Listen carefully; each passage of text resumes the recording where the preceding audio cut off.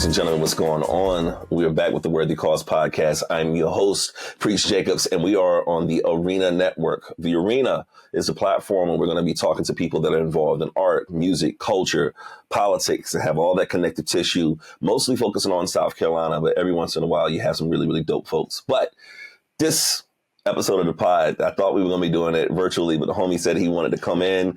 So I had to scramble to get these cameras ready. The homie, Hamilton Grant, who's running for South Carolina District 79.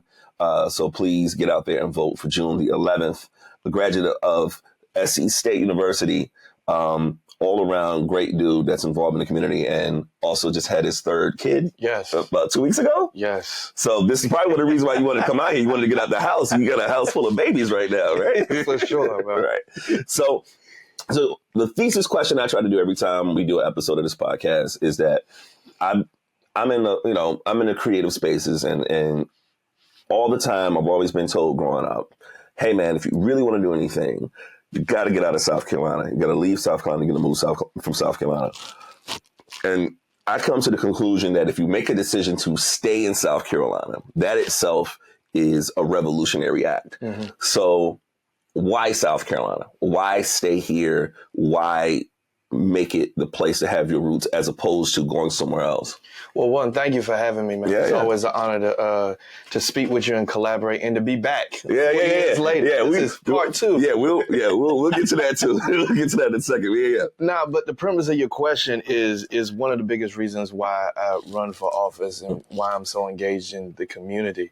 South Carolina, particularly Columbia, has poured so much into me. At a young age. It would be a travesty not for me to do the same thing. I'm born and raised here, went to Richard Northeast High School. Like I said, we went to Spring Valley. Shout out to Drew, our producer, Drew, shooting us. Don't hold it against us. You want to cancel the interview right now. Shout out to the Vikings. We still Richland 2 graduates. Absolutely, yeah. But in all seriousness, going to college, in undergrad in South Carolina, I mean, I can't tell you when we were getting ready to graduate from high school, how many peers I had go off to other cities and just never came back. Yeah. And so, being geographically centered in South Carolina where you're close to everything, you're close to Atlanta, close to Charlotte, you can get to DC in less than 8 hours, Virginia, Florida. Mm-hmm. It's easy to road trip and to come back. And so having experiences to where is pretty good to go somewhere and see other places and bring what you saw back to South Carolina is a commitment that I made a long time ago. The furthest I've stayed outside of South Carolina independently was when I got my master's degree from Alabama A&M. And so when I came back to work in my father's company, mm-hmm. I wanted to really set my roots and drop my anchor down in South Carolina and make sure that what people experience in other cities, we can have that same experience here. Yeah, even though you say South Carolina and Alabama, this is also an interesting question that I wanted to get to. Charles Blow had that documentary and book, South to Power, where kind of like what I'm saying is that, historically, Jim Crow South, Black people were encouraged to get out of the South and go to these places like the Detroits, the Chicagos, New York, go out west. But he has this theory where he's calling it reverse migration, where he's encouraging Black people to move back to the South because it's the highest concentration of African Americans, and that's going to be the best place to try to find political power. Absolutely. What do you think is important about the Black vote in the South and someone that is actively like you, a young Black, and getting involved in the political sphere? How important do you think that is? No, it's vital. I was just having a conversation with a young state senator out of Alabama, and he sent me some data and some information on the Black Southern political strategy. Mm-hmm. And the number one thing that Republicans and whites try to attack is wages. Mm-hmm. And so if you have low wages in the South, then let me move to go up north or somewhere else to get better paying jobs, unionized jobs, so I'm protected. But the flip side to that is the cost of living is way higher. Yeah. So are you really making more? And so part of that is going into the bigger conversation on Southern strategy when it comes to politics, and that reverse migration that you talk about is bringing people back down south. One of the things that we do in the company that I work for, we work with a lot of churches across the country.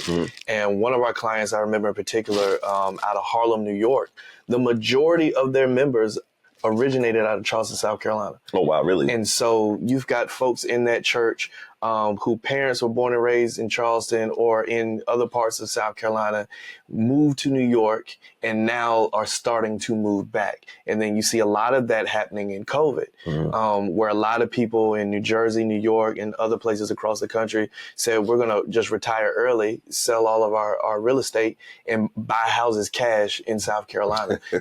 Yeah. Because it's cheaper, the living is cheaper, and, $300,000 up north is way different than a $300,000 house down south. Yeah. And so looking at those strategies and how do you actually put that into policy and implement that is something that helps Blacks not only in South Carolina, but across the South. Yeah. And speaking of buying homes, I know that's like, my goal is to try to get a home in the next year or two. Yeah. And I realized the conversations that I've talked to with a lot of people, and COVID was one of those things where, there was this weird thing where, and I know it probably happened more up north, where people weren't going to work anymore. And so they weren't going to these buildings. And so you had companies that were basically like, well, we don't need to have these offices. We don't need to have these buildings. And so you started to see hedge firms coming into places, places specifically like South Carolina, and just buying up properties. Yeah. And you starting to see these astronomical prices start to rise on these homes in South Carolina, making it really, really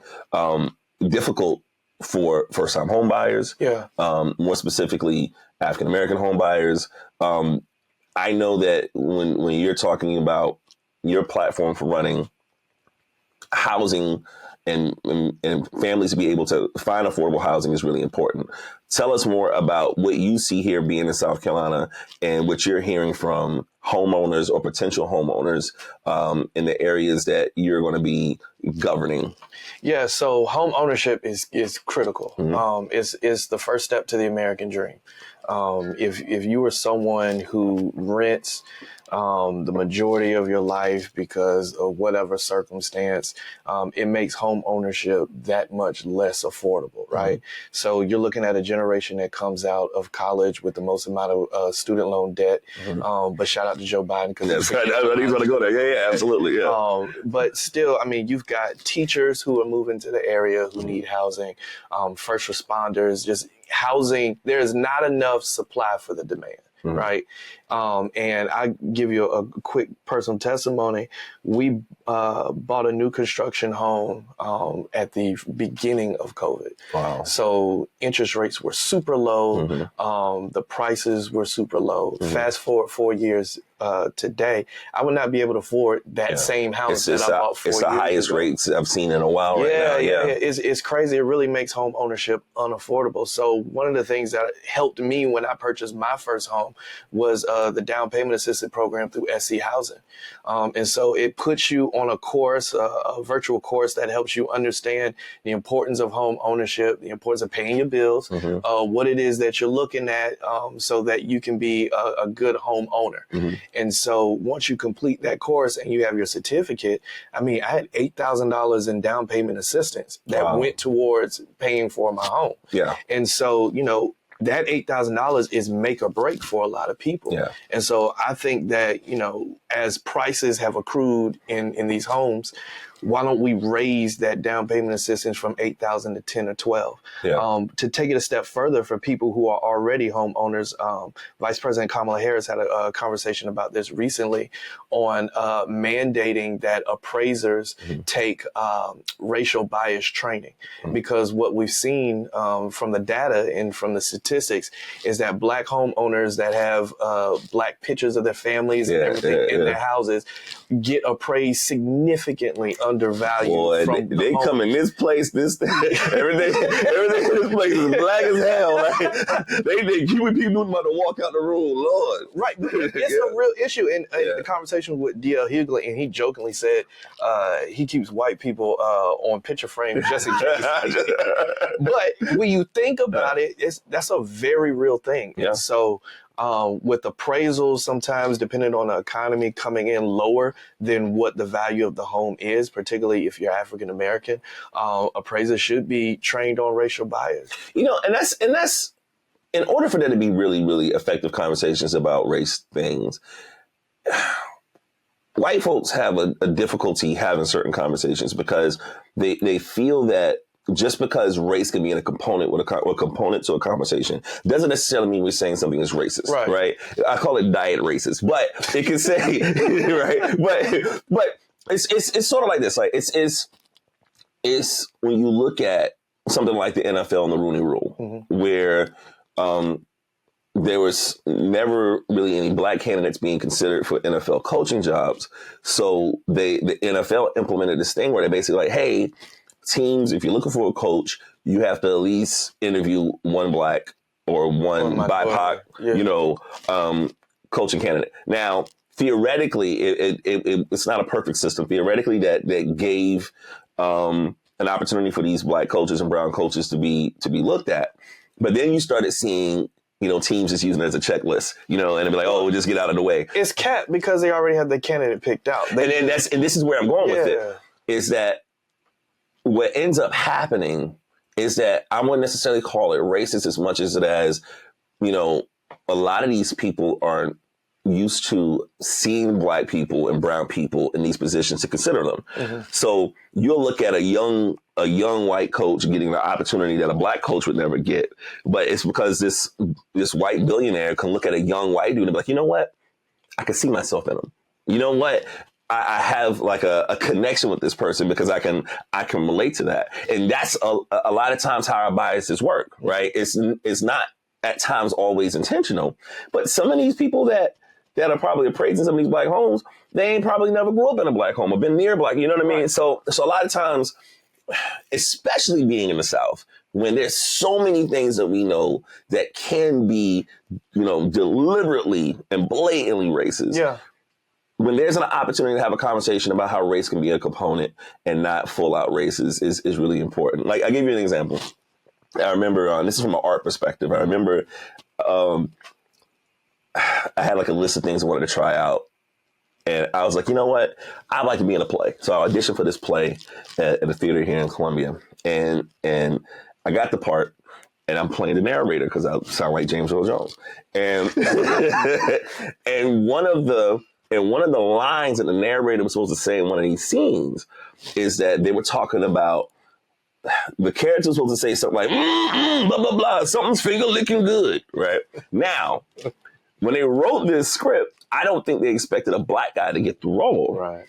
But I had to let these people know, like, hey, guys, I don't feel comfortable talking about something's finger looking good or whatever. Right. And they panic, like, oh, did we do something racist? Did we mess this up? Oh, and I'm like, no, you didn't do anything racist. And I said this to them. I said, if you look at Kramer from Seinfeld, he has the ability to be slapstick, fall on his face, do all this type of stuff. But there's from my black background, there's a step and fetch it type of mentality to that stuff, right? Where you would have black characters in comedy back in the day that were just really loud and obnoxious and those things were kind of weaponized, right? Yeah. So there was a heightened level of sensitivity that I had with some of those things that wasn't me saying that this stuff was racist, but it was me saying that this is a reflection of where you're in a writing room and ain't no black people in it. Racist adjacent. Yeah. You know what I'm saying? Like it's and a lot of times I think that, especially being in the South, when it's difficult to have these conversations,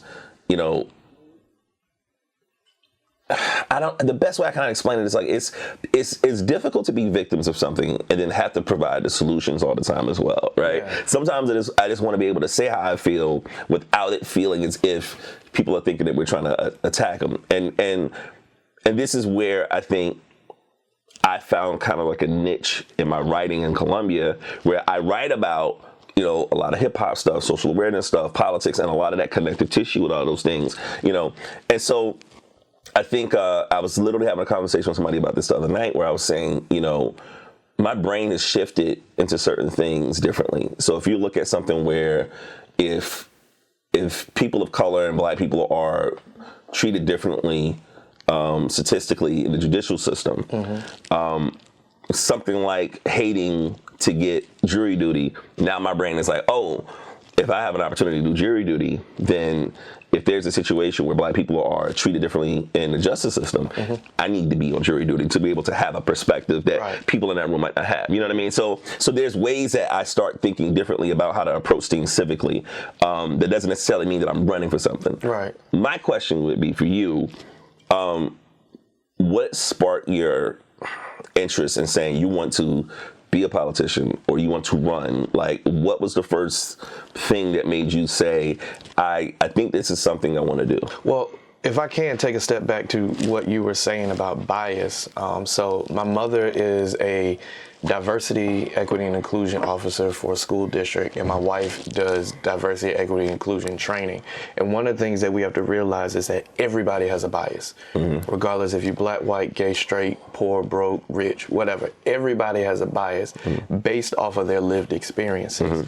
And so when we come to a table or when we have a difficult conversation, if we start with the common denominator that everyone has a bias, it makes it easier to digest what we put on the table. Now, the problem comes into play when we put something on the table and then there's judgment because of that bias. If there is not an environment or a welcoming spirit to where we can say these things free of judgment with the vow of, all right, I'm going to take what you said, even though I may not agree with it, and really put that into context, because that's where privilege comes in. If you know better, you'll do better. And so it's not necessarily a bad thing to be privileged, but if you use your privilege to help someone who is disenfranchised, then you're really helping level the playing field. And that's where equity comes into. Now, to fast forward to your question, what it was that sparked my interest to run and really get into this arena, no pun intended.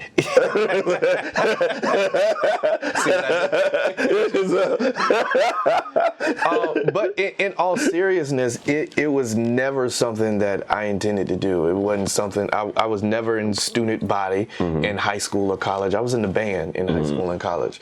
It was never something where I said, hey, I'm going to do this just so I can get a level playing field. Well, before you got a pilot, what did you think you wanted to do? I thought I just wanted to be in business. I'm real big on small business and legacy and black wealth.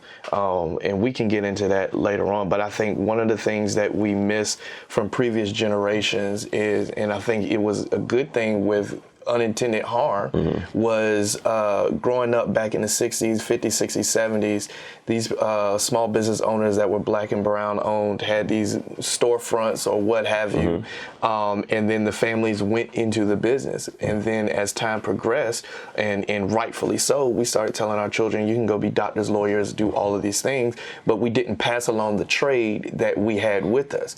And so when the kids go and be doctors, lawyers, and whatever it is that they were, and the parents either die or retire, there's nobody to pass that business on. And then 30 years later, here we are complaining about gentrification. Well, other people couldn't buy up the block if we would have passed it down to future generations. And so I really just thought I wanted to, go into business, carry on the family business and what it is that we do, but also with a philanthropic component, understanding that service and volunteering and lending where you can to help not only the next generation, but generation now was vitally important. And so one of the things that I did in my adolescence was really check into the history of my family. And so when my grandparents were alive and having conversations with them, one of the things that I realized was my calling and my passion was already in my bloodline. So my mom's mother and father come out of rural South Carolina, Clarendon County. And so my grandmother's father signed the original petition that the NAACP had in Somerton, South Carolina, that sparked the lawsuit of Briggs v. Elliott before Brown v. Board of Education. And so, I was with Congressman Clyburn over the weekend, and we were just talking about, because I think it was the 75th anniversary of Brown, that settlement. Brown v. Board of Education came up, and I was telling him how my great uncle who later became a president of the NAACP in that area, had a barbershop in downtown Somerton. And he was very active in that movement. And he went on to tell me, he was like, when I got inaugurated as a congressman, my first term, your great uncle cut my haircut. Wow. And so that's on my grandmother's side. My grandfather, who came out of Manning, South Carolina, still Clarendon County, saved money that he had for himself to purchase a vehicle, but instead bought a school bus because black kids were walking in the rain and walking for miles and getting spat on by the white kids who were riding school buses and passing them along. So he purchased a school bus and bused black kids to school.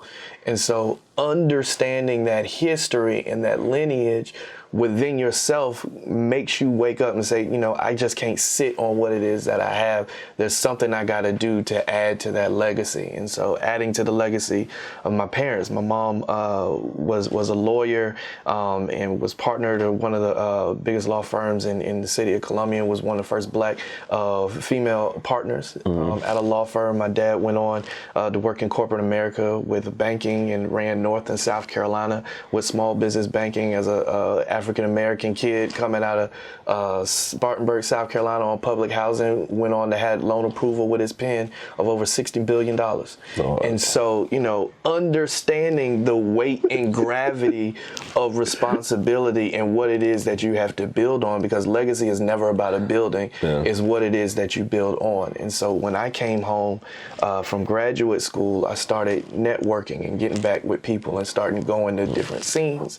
And what I saw was it was cool to, you know, advocate. It was cool to protest, and all of those things have their spaces. But it wasn't until you were at the seat of decision making that people really paid attention to you. And then what I also realized was there was nobody my age or that looked like me that was at those seats. And so I made it a point to get involved and get active, get on some of these boards to where I could raise my voice for decision making power for people who are affected like you and me. Yeah, I think, Lord, if you would have told your parents, "Hey, I'm going to be a DJ," they were like, "Oh Lord." Hey, fun fact, I said that. What? So, in high school, and God rest his soul, DJ Blaze out of that's my boy. Love Blaze. We went to Spring Valley together. Yeah. In pyro management. So one of my best friends, who is actually a DJ Core. We hung out all together, and Blaze and my best friend's sister were at Francis Marion together. He was a Sigma and she was a Zeta. And so whenever Blaze would throw parties, he would kind of let us tag along, set up the equipment and everything. And like we would watch him go in. And the crowd control was there. I mean, everything in politics, whether it's being a drum major in college or whether it's being a DJ, teaches you about crowd control. How do you read a room? What do you need to say to get a reaction to spark that? We saw that. I literally put a note in my phone a week or two ago. I was doing an event. I was DJing an event, and I put a note on my phone, and I think, I don't want to look for it, but I think I wrote the word sound psychology. Where it's like, you know, you can change the mood of a room. You can make people happy, or you could play the wrong record and people can lose themselves and something bad can happen. There's a lot of power in that. You know what I mean? My boy DJ Louis V told me about the 6-inch head nod. Anytime you put a track on and everybody go like this, you know you got their attention. And it's up to you where you take them. And a lot of that is public speaking. A lot of that is leadership. You know, you can't, as a politician, you can't have the same stump speech everywhere you go. I grew up in a family full of preachers, and so I can watch them literally take a sermon that they put together on Sunday, take that same text that they preach from, turn words around, and use different topics to a different situation, whether it's at another church or what have you, but it's literally taking the same content, the same topic, the same message, and catering it to your crowd on the fly. And that's how it is that you get things. But, you know, I saw that from DJing. Wow, that's hilarious, man. So what would have been your DJ name? DJ GQ. You know, you got this, like you playing this shit out and everything. Listen, real talk. So It was over a 6-hour drive from Columbia, South Carolina to Huntsville, Alabama, right? So, if I'm on the road and I need to zone out, I literally had the virtual DJ software on my laptop, and I would mix, because I didn't have turntables or anything, I would mix it from the computer, and I would put it, I would make the mixes, they'd be like 2 hours long or what have you, and upload it to my iPod and just ride. Yo, you could be DJing your own campaign party. Be like, vote for me. Hey, cut costs. Yeah, absolutely, right? Yo. But real talk, I said that. That's hilarious. It was man. not welcomed, obviously. Yeah, Just like, yeah, I know, because I had that conversation with my mom. I ain't seen the college for 4 years. Exactly.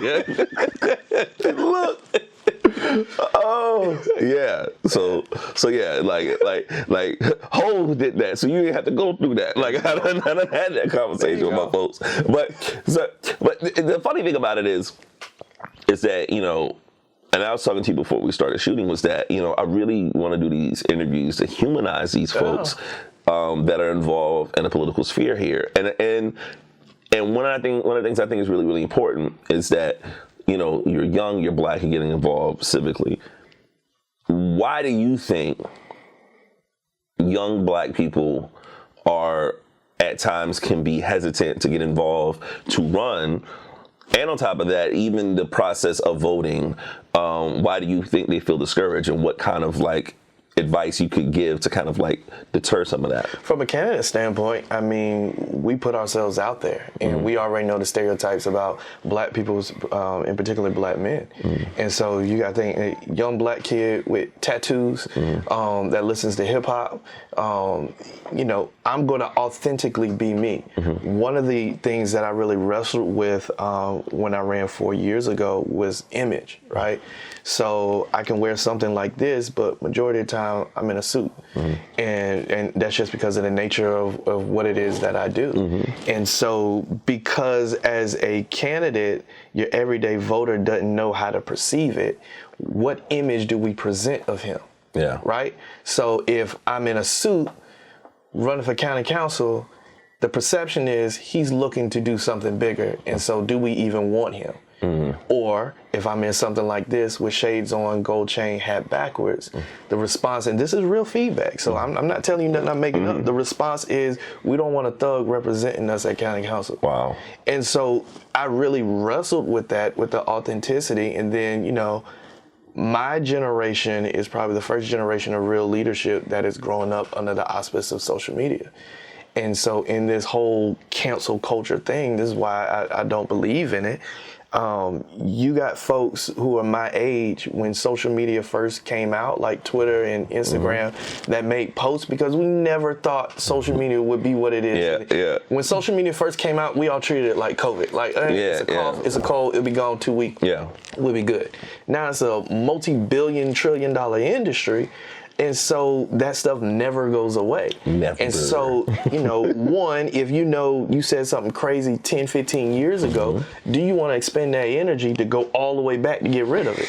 Yeah. And then if you don't and it comes back up, you got to deal with that consequence when the older generation did or maybe said the same things or even worse, but because it wasn't documented, they don't have to worry about that. And so I think understanding that this generation of elected officials and people getting in these leadership spaces are going to be different. They're going to look different. It is not going to be your suit and tie, clean shaven, clean cut, no dread head habits people in these spaces, because that's just not us. We've evolved. We're going to be ourselves.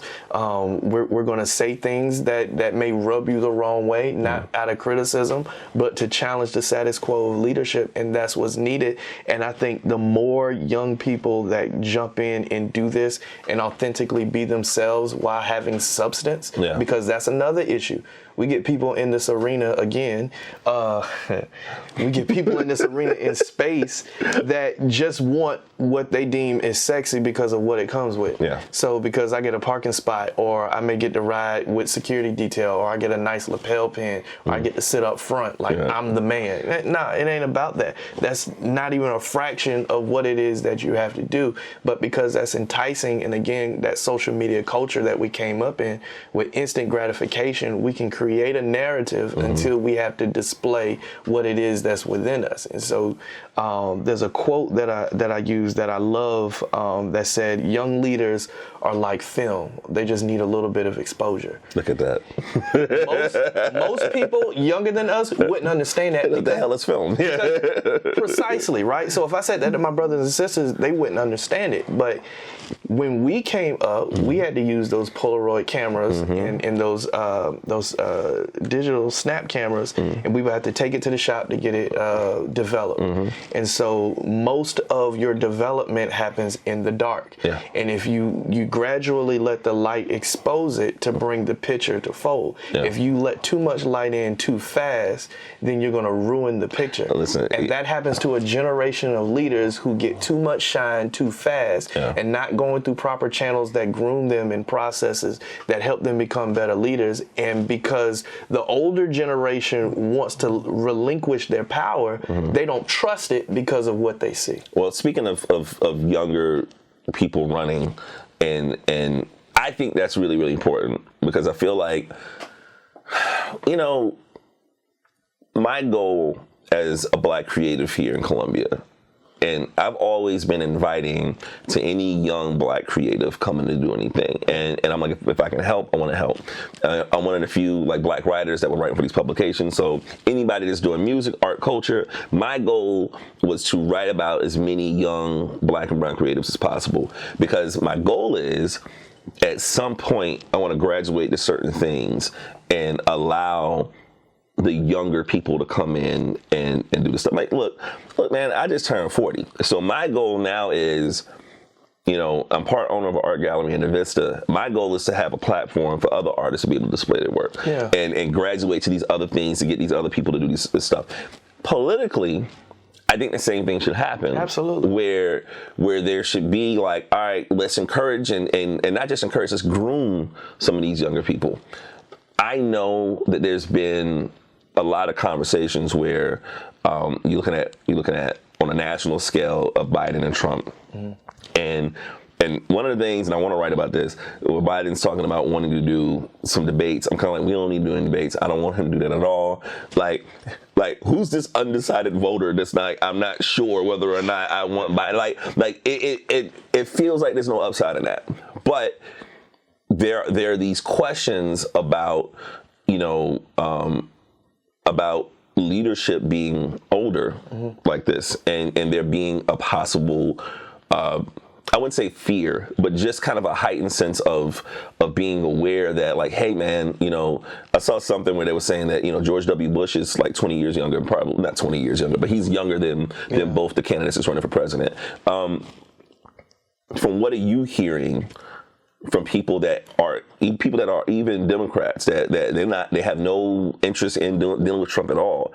Do you hear any hesitation about our leaders getting much older? Because this is the RBG conversation as well. Yeah, you always hear that, but I have a different train of thought when it comes to that, because I think it's age discrimination, right? I think regardless of the age, you have to look at what has a person done and what are they doing now, right?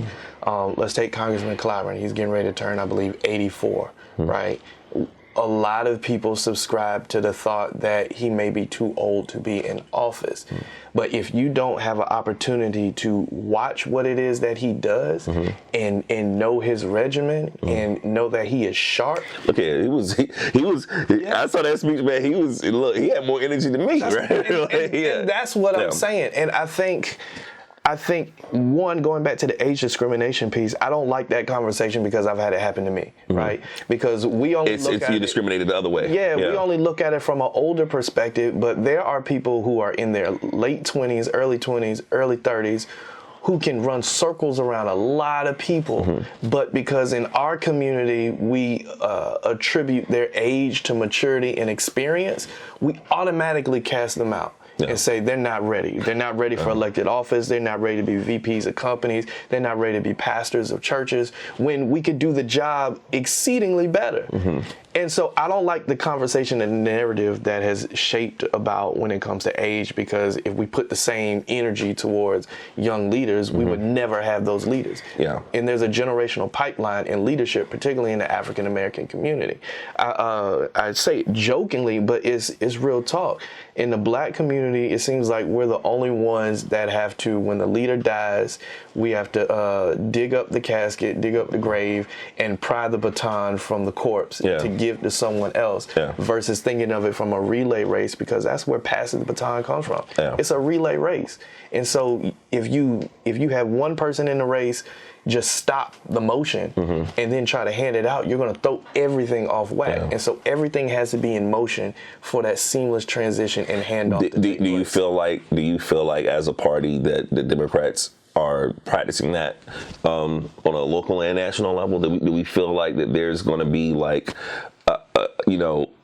this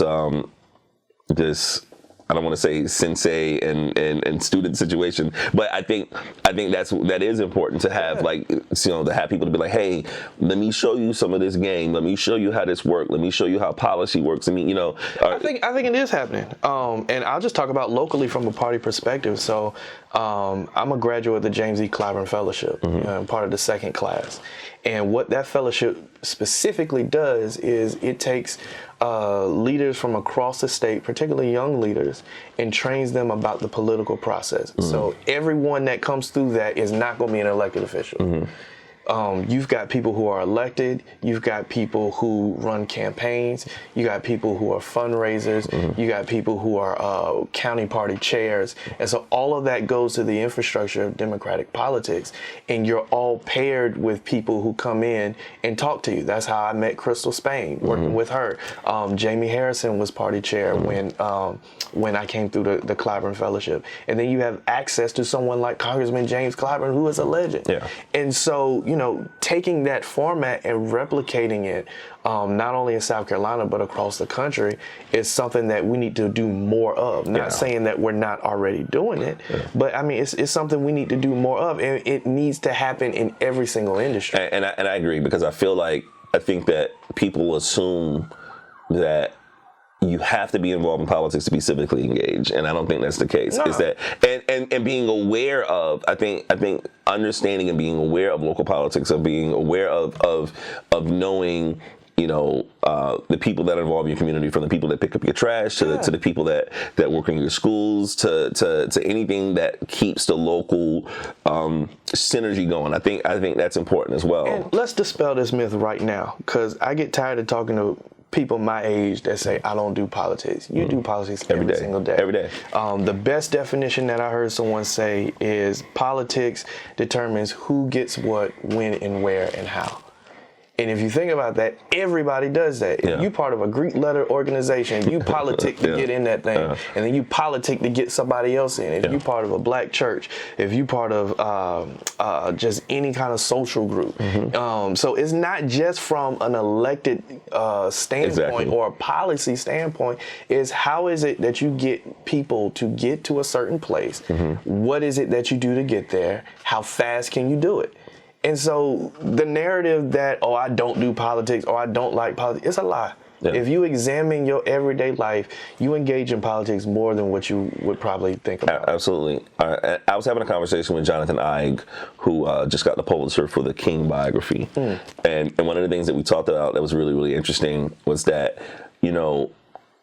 King becomes this mythical figure that's kind of larger than life to some degree, and the book humanizes him in many ways. But one of the things that we talked about was that he was hesitant to get involved with certain stuff, right? So when everything happened with Rosa Parks and he was asked to speak on the behalf, he told them no at first, and I think that was kind of interesting, because he was somebody that he understood at some point in time, look, I got to get involved with this, and to see him have that human approach of, hey man, I don't want to be involved in politics, or I don't want to do this. I just want to be married and just live my life. Maybe just be a preacher. And he understood that the moment asked for so much more.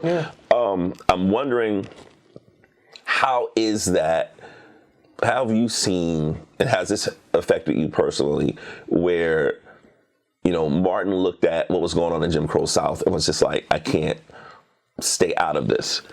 One of the things that when I was talking to Crystal Spain about was, during the Black Lives Matter movement, you saw a major array of Black and brown people that were getting involved in the political process that never would have thought they would do it. Yeah. But they looked at what was happening to Black and brown people and was just like, I can't stay out of this. Have you seen, I would say, it's tragedy and things that are negative? Have you had the experience of having those experiences be like motivators to get involved in the process? Absolutely.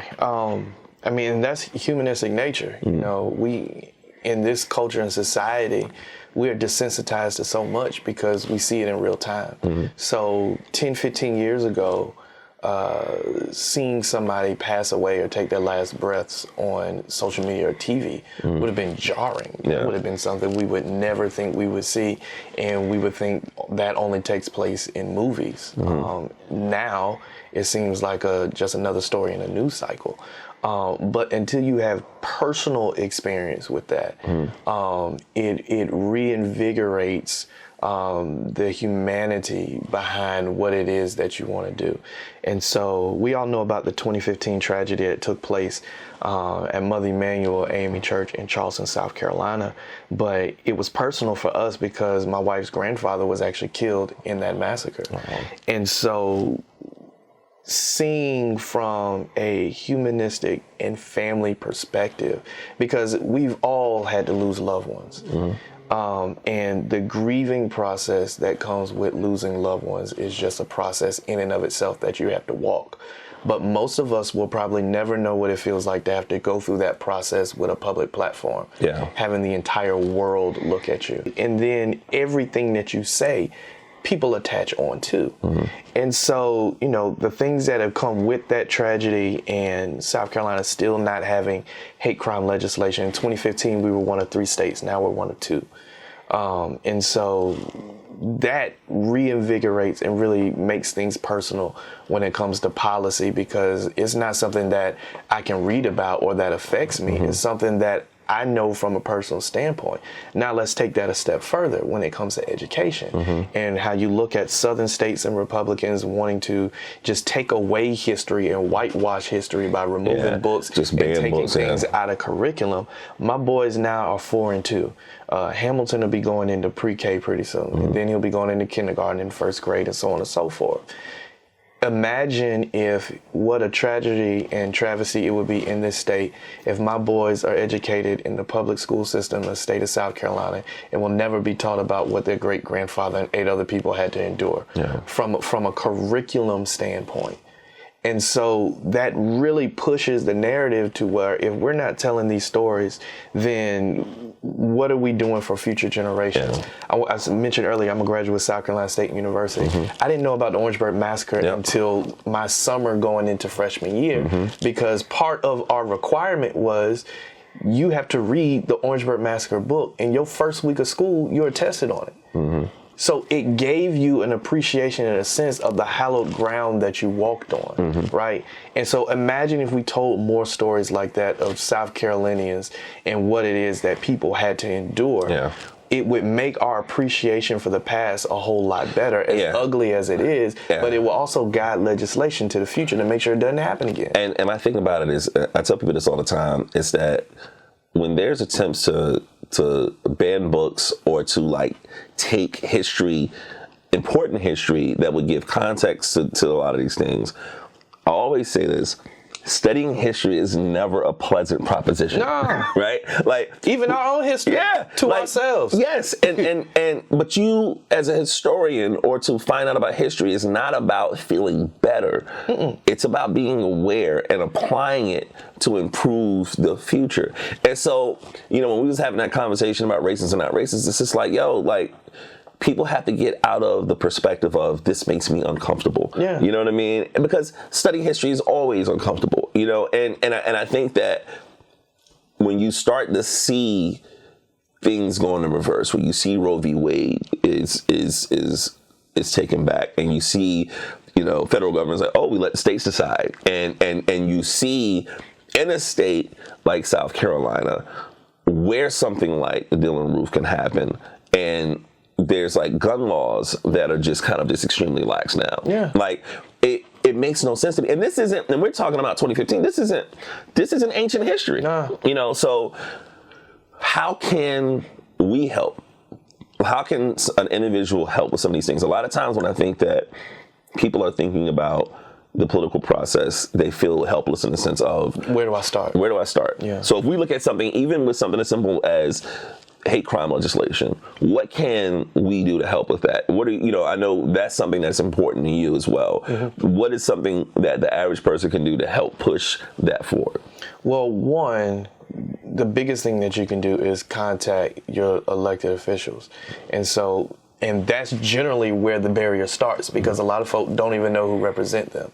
And so, it's easy. The state legislature has an app now. You can go in and put your address in, and it'll tell you who your representation is. It gives you their address where you can mail them something, or you can email them something.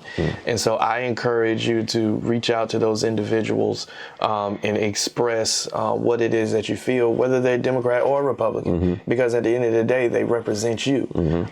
And then if they don't reach back or they don't make themselves accessible, maybe you should look for other options in finding them a replacement. And so I would think that's the first step. The second step is with polarizing issues like hate crime legislation, there are always organizations that are doing the work. And so I don't believe in having to reinvent the wheel, but rather let's put chrome on the wheel and make it shine.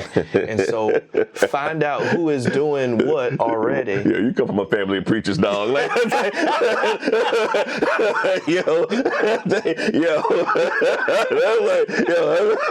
That's a family of preachers right there. Lord.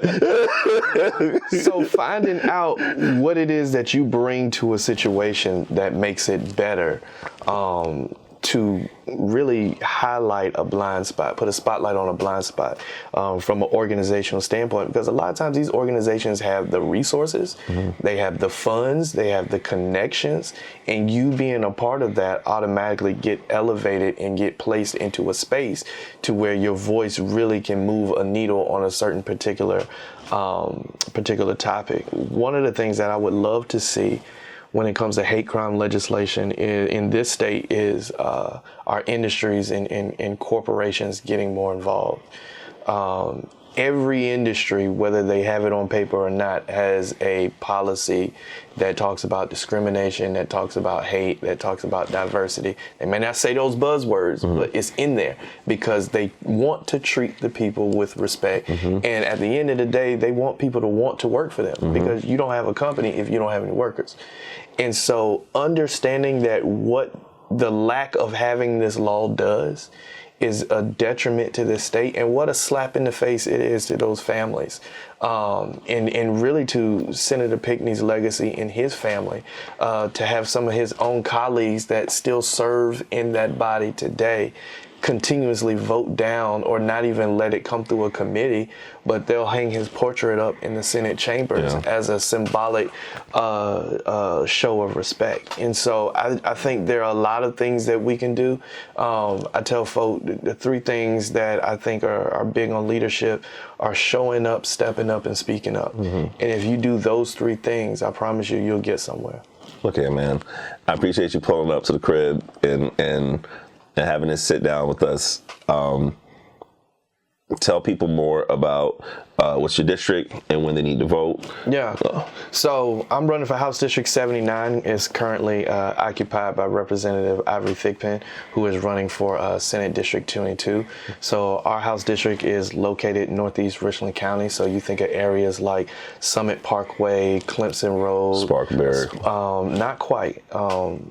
I think Hardscrabble is what I meant to say. North Brickyard and the ever under construction Hardscrabble Road, which if I can talk about that for a second, because that is important. There are a lot of things that are important to me, but as a resident of that district and just with talking to voters, whether they're Republicans or Democrat, the number one issue is Hardscrabble Road. Hardscrabble Road has been under construction for the last 7 years, and there are only 2.5 miles of completed road. Listen, and that's not an exaggeration. My brother lives off Hardscrabble. Yeah, we see it. We see that all the time, man. It's not an when we say 7 years, it's not an exaggeration. Yeah. Matter of fact, that's being too nice. I think it might be. It feels like it's longer than that, but yeah, absolutely. But going back to our point of being racist adjacent, let's look at it from a transportation standpoint, right? The majority of people that live in my district are African American. Richland School District 2, the school districts we all graduated from, is over 62% African American right now. So what does that tell you? It's black homeowners and is black small business owners, and then most of them are middle to high class residents. And so because that road is not completed, and because people go out of their way to avoid that road, or they leave for work earlier or leave work later, we are essentially disconnecting our community from the economy of this entire state. And so every day that project is not completed is another day a business comes close to closing or failing, a family comes close to moving out of the district or moving away from the state, and another day that everything doesn't come to completion like it needs to be, because at the end of the day, our tax dollars paid for it. Absolutely. So Hardscrabble Road is something that I'm passionate about. I may not be able to speed it up, but I can definitely lend a voice to make sure it doesn't happen to my community or any other community in this state for that matter again. And so making sure that Hardscrabble Road is completed, making sure that we protect public education, because while it can be cool for people to go to private school, just don't use my public tax dollars to pay for it. And let's fund education the way we need it to be funded, because teachers are leaving the education system in droves, and it's not necessarily because they're not getting rich or being paid what it is that they are due to be paid. They want to feel respected in the classroom, and every single session we see policies and things that hinder what teachers are supposed to do and how they can affect the everyday lives of students, whether it's with curriculum or not with curriculum. We talked about housing earlier, and just making sure that people have a place that they can call home. Again, being from here and being passionate about raising a family and making sure that South Carolina can be a place where you can work, play, and have a business and be fully into the economy of the state is something that I'm passionate about. And it shouldn't have to take people leaving the state and finding those opportunities elsewhere when we can have everything that we have here. So I'm very passionate about that. I want everybody to understand that there are 2 dates that are very important that are coming up. Early voting starts May the 28th. And so from May the 28th through June 7th, you can go and early vote. Richland County has, I believe, 7 early voting sites that you can participate in. On the northeast side, North Springs Community Center would be one of those locations. If you're downtown, you can obviously go to 2020 Hampton Street at the Election Commission, and then June 11th is our primary. So I want people to have a voting plan. Make sure you're educated on who you should vote for. Make sure the people in your house and community know who and what they are voting for and what is on the ballot, and understand that these elections are not elections that we can sit out on. If we sit out on this primary or sit out in this election in November, never mind a national standpoint, let's just talk from a local standpoint. Local politics, yes, we are literally changing the trajectory of this state for the next 10 to 15 years. And so if we don't start chipping away at that now, I shudder to think what we'll look like for our kids' generation. All I gotta say, man, brother, I'm glad you ain't become no DJ. I'm glad we have you here doing the good fight, getting in the good trouble, and I don't know, man. I'm honored to know you, man. And anything I could do, just let me know. And let me say this before we wrap. Thank you, because you give a lot of opportunity and platform. No, seriously, you give a lot of opportunity and platform for people who have been doing the work, who are the nameless and the faceless. And I think that people who are out in front, that's all cool. But what really happens in the work that really takes place are the nameless and faceless people.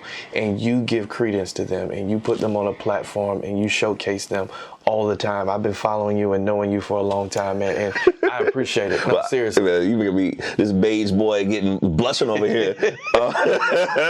Look, man, I'm glad it's something positive, because the past few months it hasn't been nice for the beiges, The beige caucus is Yo, we were struggling, man. We were struggling. Oh my gosh. What's the name of this podcast again? We stop. This is shout out. You call your car. Thank you guys for checking out the Worthy Cause podcast. I go by the name of Preach Jacobs for the Arena Network. Go to thearenasc.com and all the social medias. Thank you to my guests once again, Hamilton Grant.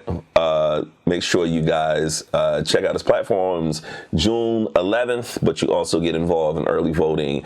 And I know you got some events that's coming up soon. I'm gonna try to come to the event tonight, and I want to make sure that we get this thing out in time, because I know we have like a queue of interviews that we got to put out. But but thank you so much for being here. I'm on it. And shout out to our producer Andrew Gadjadar for helping us out, especially in the middle when my damn camera died. So have you looking out. We appreciate this. This is a Worthy Cause podcast.